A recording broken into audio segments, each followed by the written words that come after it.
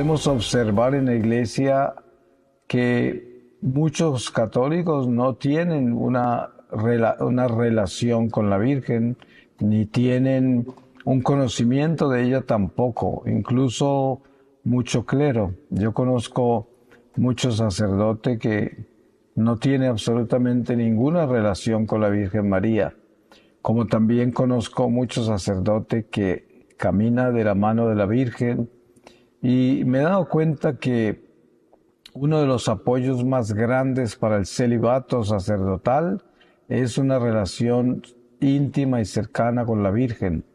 Me he dado cuenta que es una protección inmensa. Pero bueno, fuera de que hablemos de la relación personal con la Virgen a nivel religioso, a nivel de historia sagrada, por decirlo así, tenemos que entrar en la mística, en la batalla, porque cuando hablamos de batalla tenemos que entender que estamos hablando de espíritus, porque ¿qué es batalla sino una guerra? Es un enfrentamiento con un enemigo, eso es lo que es una batalla. ¿Y cuál es el enemigo? Pues nada menos que Satanás, y es una realidad. Sabemos que Satanás es un ser real, es el enemigo del alma, y no solamente lo conocemos por una narración religiosa, sino que Jesús en el Evangelio es el primero en presentárnoslos.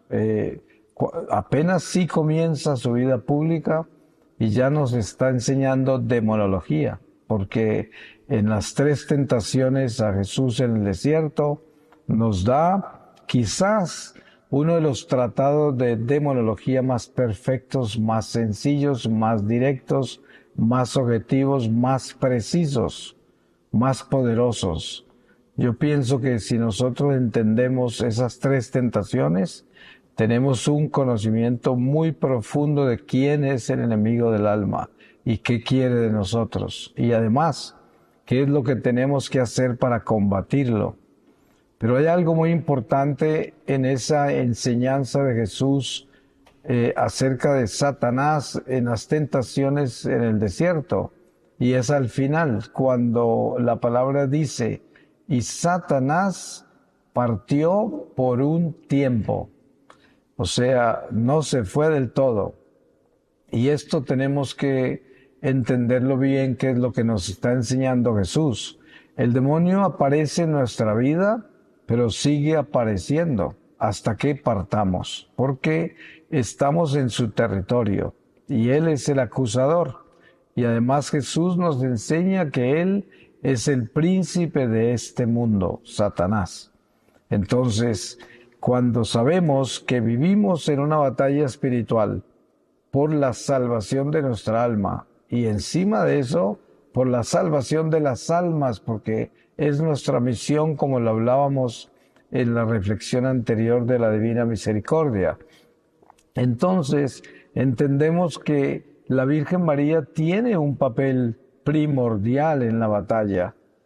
Encontramos el capítulo 12 del Apocalipsis con la mujer vestida de sol, y encontramos la iglesia en batalla con ese hijo y con ese dragón.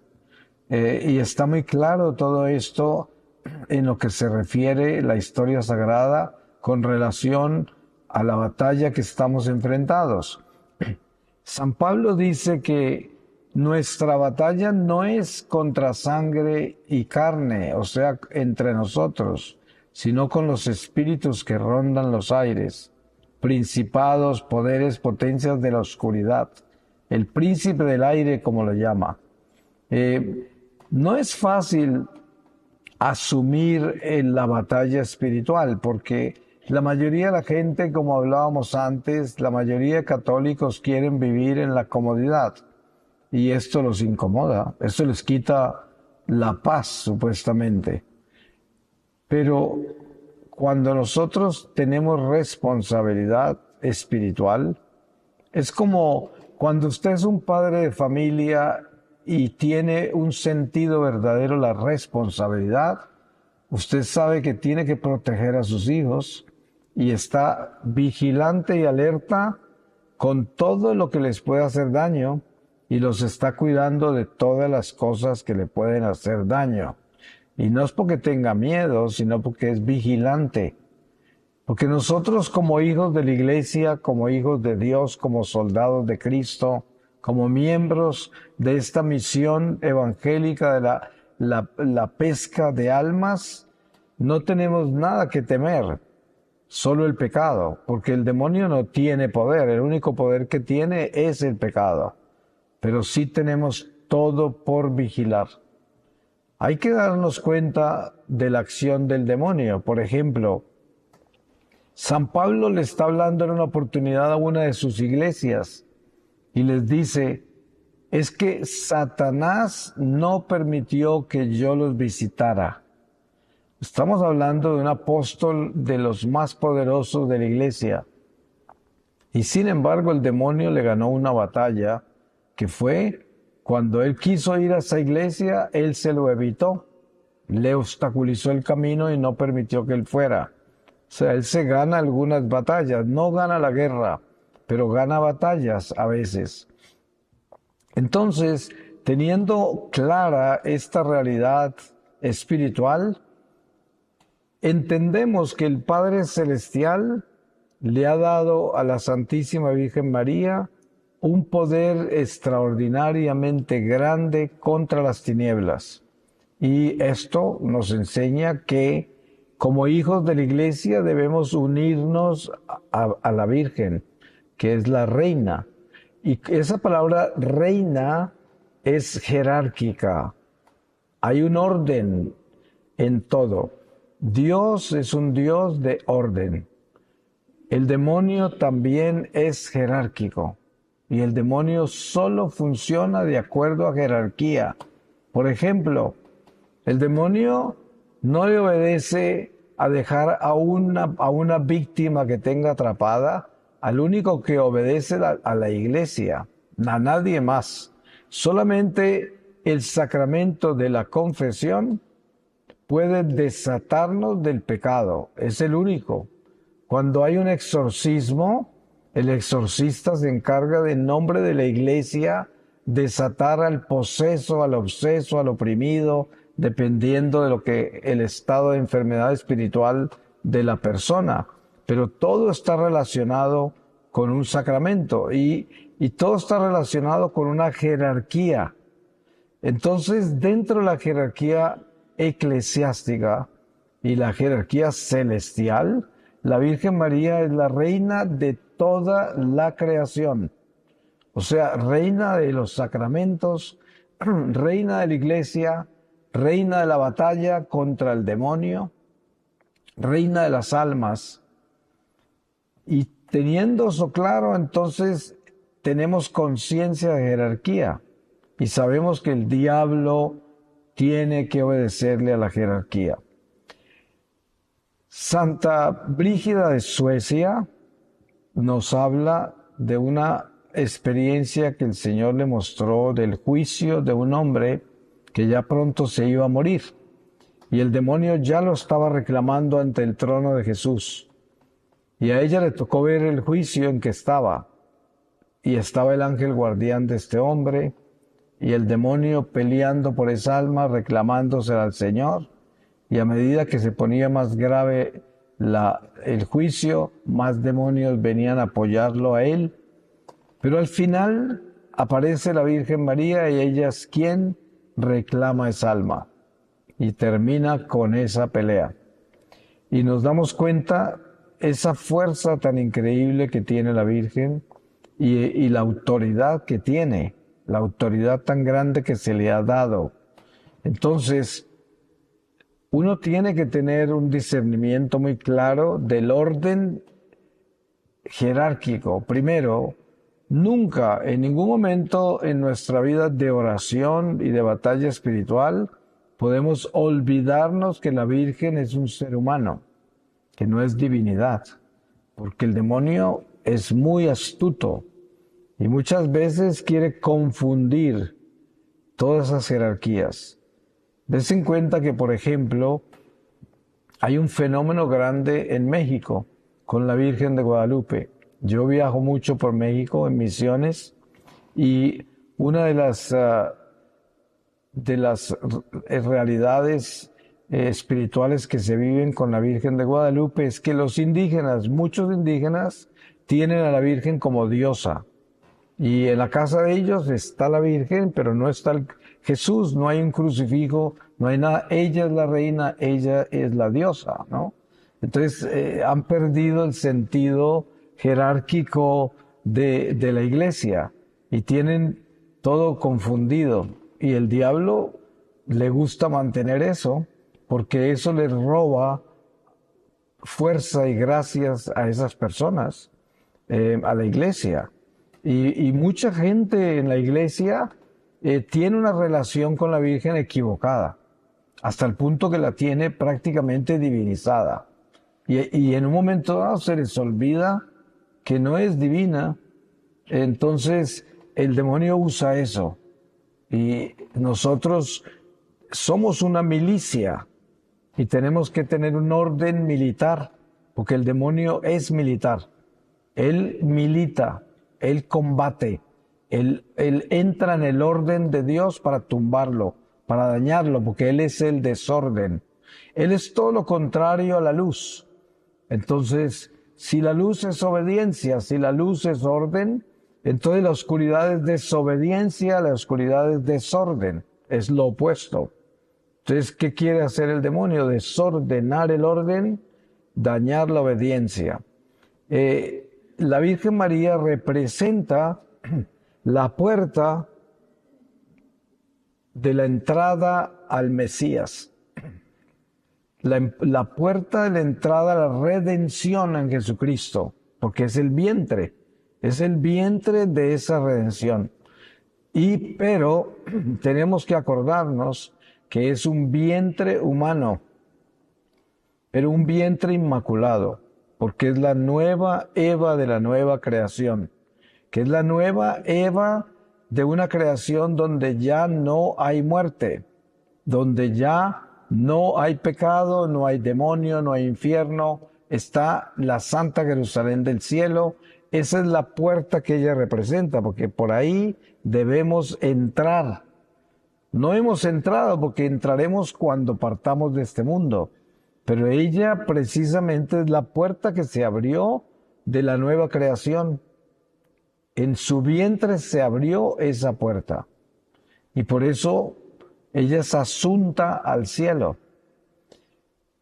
Cuando miramos con cuidado el milagro de Nuestra Señora del Pilar y miramos ese milagro de su bilocación, vemos el principio de una misión de batalla espiritual de la Virgen con la Iglesia, que mucho antes de siquiera partir de este mundo ya estaba militando con esta fuerza por las almas, por la economía de la salvación, por el plan de Dios en esta nueva creación, por la preparación para la segunda venida del Señor, que es el fin de la muerte. Y todo esto está relacionado con una madre de la batalla que se encarga de cuidar a sus hijos y asegurarse de que nosotros entendamos la batalla y entendamos el peligro, entendamos contra quién estamos luchando.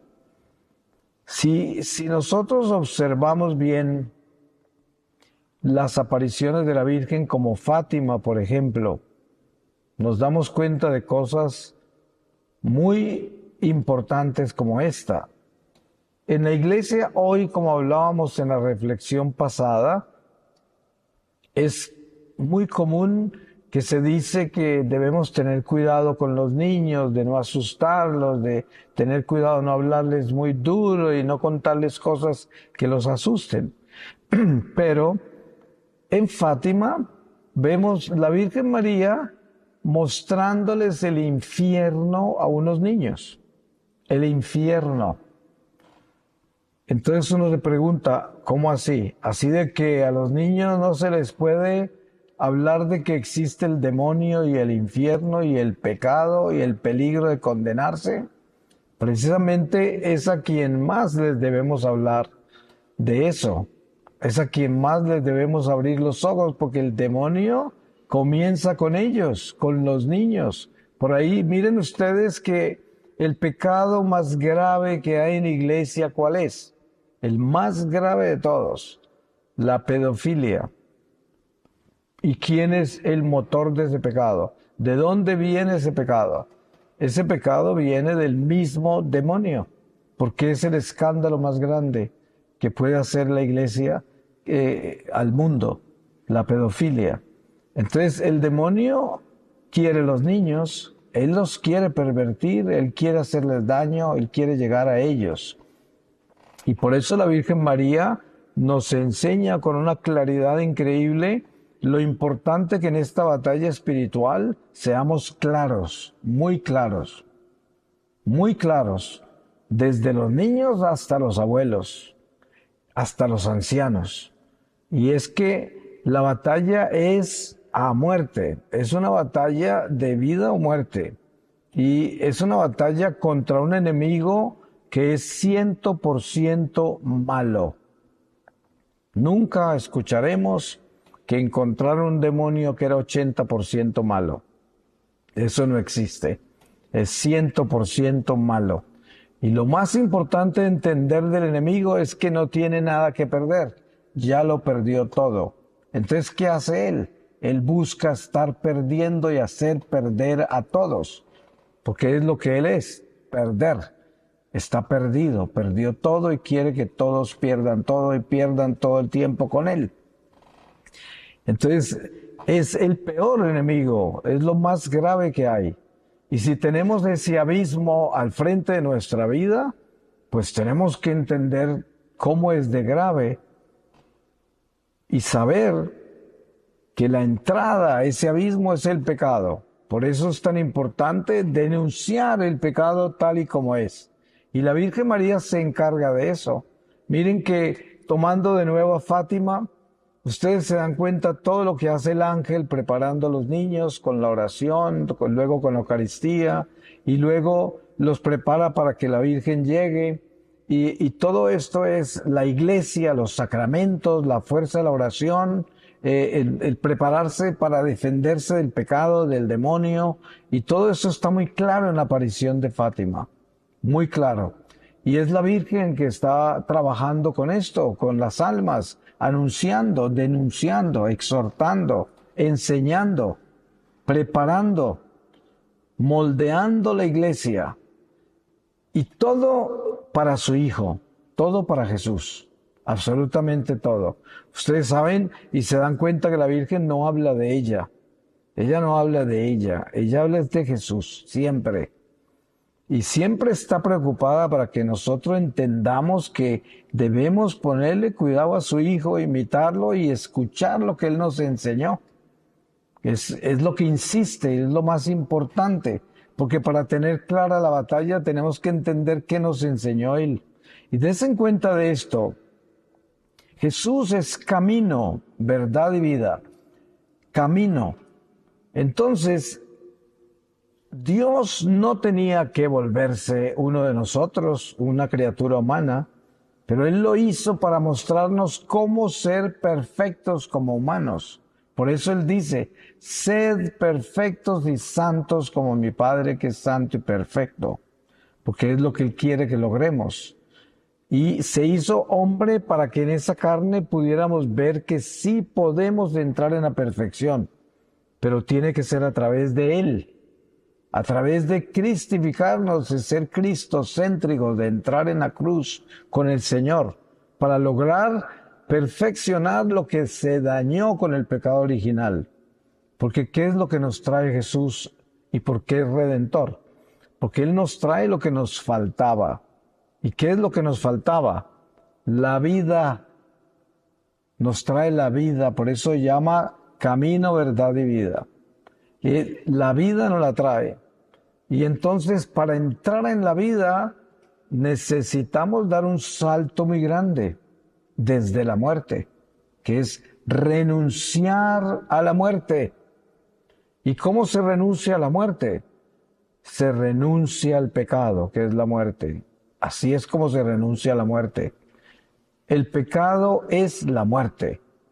Y por eso es tan importante entender el pecado, qué es el pecado y qué es lo que hace el pecado y qué representa el pecado. Y la Virgen María es la reina de esa batalla, de venir a mostrarnos, ojo, despierten, desen cuenta que ustedes están en el reino de la muerte. Ahí es donde están y tienen que salir de ahí. Hay que salir de este reino. Tenemos que entrar al reino de Dios. Y para entrar al reino de Dios, a la vida, tenemos que renunciar a la muerte, renunciar a este reino, renunciar a este mundo, renunciar a mí mismo, porque yo estoy muerto en el pecado si no asumo el Evangelio de Jesucristo. Muerto en el pecado estoy. Entonces tengo que entrar en esa verdad. Y para entrar en esa verdad, tengo que entender qué es lo que el cielo me está diciendo. Y la Virgen es el primer embajador, el embajador más frecuente del cielo es María. Ustedes se dan cuenta, ella está en todas partes. Yo, por la experiencia que tengo en España en todos estos años de misiones aquí, que son como 24 años ya que vengo a España, he aprendido algo que me ha enternecido mucho. En todos los países que yo he visitado, en ninguna parte he conocido un país más mariano que España, donde hayan tantísimas advocaciones de la Virgen, tantas vírgenes, tantas cofradías, y mucha gente dice, sí, pero esas cofradías, mucha gente esas ni va a misa, ni va a la iglesia, aparecen y son tradiciones de familias enteras y vienen a las fiestas de la Virgen, pero no están en la iglesia. Y yo digo, ¿saben qué? La Virgen no permitirá que ninguno de estos se pierdan. Y les doy un ejemplo por qué. Cuando yo tuve el éxtasis con el Señor, el ángel me llevó a mi pueblo a la edad de 11 años y yo aparecí en una procesión de la Virgen María en la noche en mi pueblo. Y yo era el trompeta mayor de la banda del colegio. Iba tocando la trompeta detrás de una estatua de la Virgen que llevaban 4 compañeros míos del colegio. Y marchamos por el pueblo y el ángel me estaba explicando que mi madre me había consagrado a la Virgen en su vientre. Y en medio de la procesión ya aparece la Virgen caminando al frente mío con 2 niños y solo la veía por detrás y yo continué tocando la trompeta detrás de ella. Y el ángel me continuó hablando de la consagración a la Virgen, lo importante que es entender la batalla espiritual en este mundo contra el demonio y la Virgen, los poderes que Dios le ha dado a la Virgen contra el diablo. Y la importancia que es unirse a ella como hijo de la iglesia para que esa madre que reina esté reinando en nuestros corazones para derrotar el mal que nos asedia y que quiere dañarnos y destruirnos. Y entonces el Señor me muestra algo increíble que es en su misericordia, cómo es que los 3 años que yo fui trompeta del colegio, que fueron de los 11 a los 14, cuando me fui de mi pueblo ya, esos 3 años yo siempre tocaba en las procesiones, porque el colegio estaba encargado de acompañar todas las procesiones. Pero yo no lo hice por servirle a la iglesia. Yo hice porque estando en la banda del colegio me escapaba de mis clases y no tenía ningún interés en ir a tocar en las procesiones, pero me tocaba. Pero des en cuenta que el Señor utilizó todos los 3 años que yo toqué esa trompeta en las procesiones para protegerme de peligros inmensos. Esa fue su misericordia. Porque para él sí le servía a la iglesia, pero no lo hice voluntariamente, pero le serví a la iglesia. Y en el corazón del Señor, ese fue un servicio verdadero, a pesar de que no fue voluntario. Pero ese es el amor de Dios. Y esto es lo que la Virgen María hace con nosotros en este caminar con la iglesia. Ella cuida de nosotros y se asegura que nuestra economía espiritual siempre esté a nuestro favor y se realice con las acciones más pequeñas e insignificantes, y de ellas hace cosas inmensas el Señor. Y ella está regando todas estas gracias, está cuidando de cada uno de nosotros y asegurándose. Uno de mis hermanos se suicidó y yo estaba muy preocupado por él. Resulta que mi hermano había sido monaguillo entre la edad de 8 y 10 años de edad. Y el Señor me mostró ese tiempo que él fue monaguillo y después me mostró el suicidio. Él había perdido su salud mental y terminó suicidándose. Cuando la gente se enferma mentalmente y comete suicidio, ante el tribunal del Señor no son culpables del suicidio, porque no tenían las 3 condiciones para cometer ese pecado mortal que es el asesinato, ¿no? Entonces, claro, lo que tenía en contra era su vida, sus acciones, su economía espiritual. Pero ese haber sido monaguillo ese tiempo, es increíble todo lo que le ayudó, todas las gracias que tenía a su favor. Y es que el Señor no pierde nada, todo lo tiene anotado, pero sobre todo esas pequeñas cosas buenas que hacemos se convierten en dones muy grandes. Entonces, dentro de la compañía que la Virgen nos hace y el caminar con María, está el apoyo espiritual que nos da como hijos en un camino que es un enfrentamiento permanente contra el diablo, contra el mal. Porque como hijos de la Iglesia estamos enfrentados a una realidad espiritual permanente hasta cuando estamos durmiendo. En todo momento hasta que el Señor nos llame. Es una batalla permanente. Pero cuando entendemos cómo es que nos unimos a la Virgen en batalla, podemos darnos cuenta que la Iglesia nos cuenta todas las historias que hay de la Virgen María con relación a las cosas que han sucedido, como la batalla de Lepanto, con el rosario, como tantos milagros que han ocurrido con la oración, con los rosarios especialmente, la fuerza que tiene el rosario, la fuerza que tiene consagrarse a la Virgen María, sellarse con ella, porque en el mundo espiritual estas cosas son reales. Por ejemplo, los sacramentales en el mundo espiritual son absolutamente reales. Una medalla de la Virgen que está bendecida, bendita, ya no es una medalla, es la Virgen María. Ahora, sabemos que la medalla no es un amuleto. Si usted está en pecado, esa medalla no va a tener la fuerza que tiene si usted está en gracia. Pero un sacramental es una extensión de su gracia, de su obediencia. Lo complementa a usted.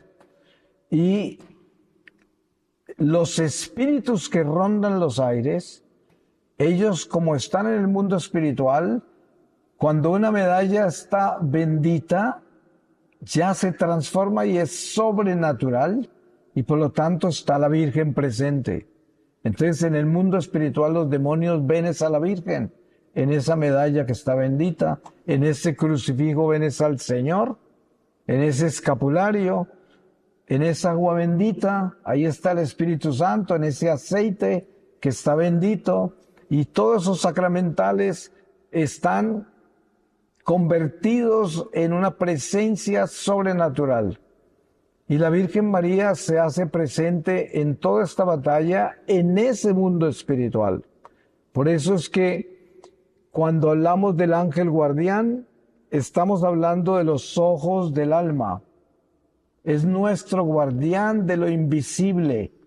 Tenemos un enemigo invisible y por eso tenemos un guardián invisible. Él es el que nos cuida de lo que no podemos ver. Pero para que el ángel tenga la fuerza que necesita nuestra fidelidad a Dios. Porque para que el ángel actúe y esté al frente mío abriendo mi camino, yo tengo que ir con Dios. Yo tengo que ser de Dios. Yo tengo que caminar con Dios. Entonces el ángel va al frente mío abriendo mi camino, protegiéndome. Lo mismo es con la Virgen María. La Virgen María camina con nosotros, nos apoya, nos bendice si nosotros estamos obedientes a Dios. La Virgen María a mí me protegió, según me explicó el ángel, a pesar de yo haber estado lejos de Dios por la consagración que hizo mi madre en su vientre. Y ella me protegió, pero ella no evitó que a mí me pasaran todas las cosas horribles que me pasaron por vivir en pecado. De eso no me podía salvar ella, porque eran mis acciones y eran consecuencias de las cosas malas que yo hacía. Pero sí me protegió de grandes peligros, de quién sabe cuántas cosas espantosas que me pudieron haber pasado, y ella intercedió para que no me sucedieran por la consagración que mi madre había hecho. Entonces, dentro de todo este conjunto de consagraciones, de devociones, de novenas, de oraciones, hay una economía. Y esa economía es espiritual y Dios es quien maneja esa economía. Esa economía está en manos de Dios. Y es perfecta porque sabemos que Dios es un Dios de orden. Un Dios... hay algo muy lindo que podemos observar en el Antiguo Testamento, y es que usted lee, por ejemplo, a veces los reyes, los profetas, y cuando Dios les ordena construir un altar o un templo, y se dan cuenta la meticulosidad de las medidas que Dios les da. Es que tiene que ser así de largo y así de ancho y así de alto, y los materiales los escogen y los colores, todo lo escoge el Señor, de una meticulosidad increíble. Y ahí aprende uno que Dios es un Dios de orden. Por eso, lo primero que tenemos que hacer nosotros y aprenderle a la Virgen María es el orden de su humildad. Mire la sencillez de San José y de María, de esa familia de Nazaret, es la sencillez impecable. Impecable, inmaculada, que es un orden perfecto pero humilde, que no es pretencioso, no es jactancioso, no es vanidoso, es un orden humilde, preciso, obediente, prudente, sobrio, y esa es la presencia de Dios, la presencia de la Virgen, sobria, obediente, humilde, pequeña, que no es pretenciosa, y ahí debemos estar nosotros, y eso es lo que debemos imitar, porque con eso derrotamos las tinieblas. El demonio entra por todas esas ventanas, entra por la vanidad, por la pretensión, entra por todos esos lados, por el orgullo sobre todo. Pero en el ejemplo de la Virgen María encontramos el arma poderosa contra el demonio, que es esa pequeñez. Ustedes se dan cuenta que hoy en la iglesia es muy común la desobediencia y la soberbia de la gente. Hoy, con toda la tranquilidad del mundo, persiguen al papa, al obispo, al cardenal, al párroco, al parroquiano, al predicador, como nada. Salen las cosas más horribles, las conspiraciones más terribles, los juicios, como nada, porque no hay humildad, no hay obediencia, no hay respeto, nada. Y miren ustedes lo que hace el Señor para enseñarnos sobre eso. Jesús, siendo Dios, huye a Egipto porque Herodes está buscando matarlo. ¿Cuál sería la acción del orgullo, la pretensión, todo lo contrario a lo que él hizo? Matar a Herodes. Él mismo lo creó, él mismo lo hizo con sus manos. ¿Por qué Dios no lo eliminó? Para que no lo matara, para que no murieran todos esos niños. Pero dense en cuenta que Dios entró en el tiempo nuestro y no cambió nada, no alteró nada, no dañó la economía humana y las consecuencias humanas. Ese rey malo tenía que vivir y hacer todos los males hasta que muriera, y así fue, porque Dios no interfiere en la economía de los hombres. Nosotros hoy vivimos las consecuencias de ayer. Y en eso no interfiere el Señor, porque Él permite que todo se dé. En su voluntad está la libertad del hombre. Y esto lo debemos tener muy claro para que no nos asustemos ni entendamos por qué razón ocurren tantas cosas absurdas en este mundo. Pero lo que se nos olvida a nosotros es que este mundo es temporal y no es acerca de este mundo, es acerca de la eternidad, es acerca de la salvación de las almas. Y muchas veces cosas que vemos absurdas tenían que ser así para que muchos se salvaran. Miren ustedes que la Virgen María camina por el Calvario con un dolor espantoso de ver a su hijo todo lo que le están haciendo, pero ella sabía que así tenía que ser. Entonces lo sufrió, lo vivió, pero ella no protestó, ni estaba pidiendo que las cosas fueran diferentes a lo que estaban pasando.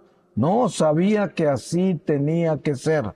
Y es importante tener esa claridad sobre la voluntad de Dios, para que entendamos la Virgen cómo camina y la podamos imitar, porque esa imitación a la Virgen es vital en la batalla espiritual y es lo que ella quiere que nosotros entendamos, que debemos obedecer el camino que es su Hijo, que es Jesús.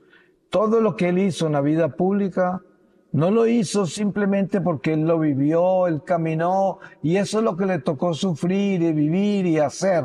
No, el camino de Jesús es una escuela, Él es una escuela y tenemos que imitarlo y saber que todos tenemos que vivir ese camino que nos enseñó para poder llegar donde Él está.